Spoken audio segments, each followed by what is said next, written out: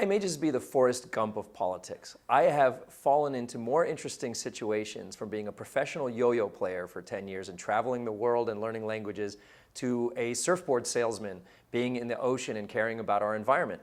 It just happened that the park in front of my house was contaminated and I got in a fight with local government. And that's what opened my eyes to the ability to make change as an average resident.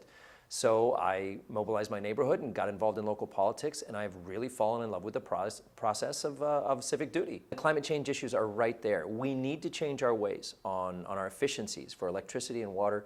We need to do that. So I brought an ordinance that, first, we declared a climate emergency. We found the votes for that. Second, we set a goal of carbon neutral by 2050. And third, I passed an ordinance, the strongest in the state of Florida, and found the votes for it, which is called benchmarking and retuning, where 1,000 towers in the city of Miami now have to measure their efficiency for water and electricity every year, and every few years they have to invest in improving their score. The way I did it that's different, that I wish we talked more like this at the federal level, is not just about philosophy, it's about solving the problem together. So I couldn't do this against the world of development. I had to figure out a way to do this in concert with the world of development because I need them to comply, and I need to find the votes to get this to pass.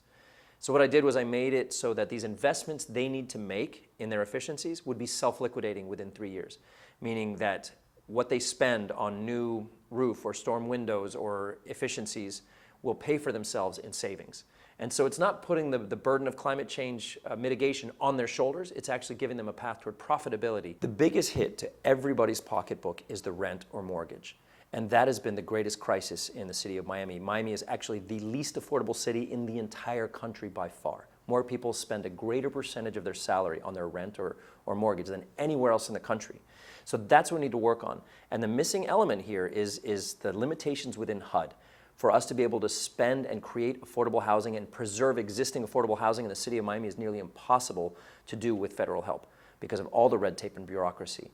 If we can get a handle on that, that is the biggest part of the economy. And unfortunately, if we go into a recession, that's the first thing, I mean, with inflation, et cetera, you're going to start seeing interest rates go up and it's a snowball.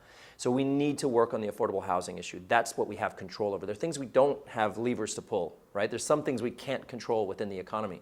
But the housing crisis is something that I've worked on and have accomplishments on in the city of Miami, and something I want to work on at the federal level. Other countries that believe in free press, free economy, free elections, free speech, those are the countries we need to be assembling right now in this hemisphere instead of just sitting back in Miami and yelling at dead dictators. That's the old playbook.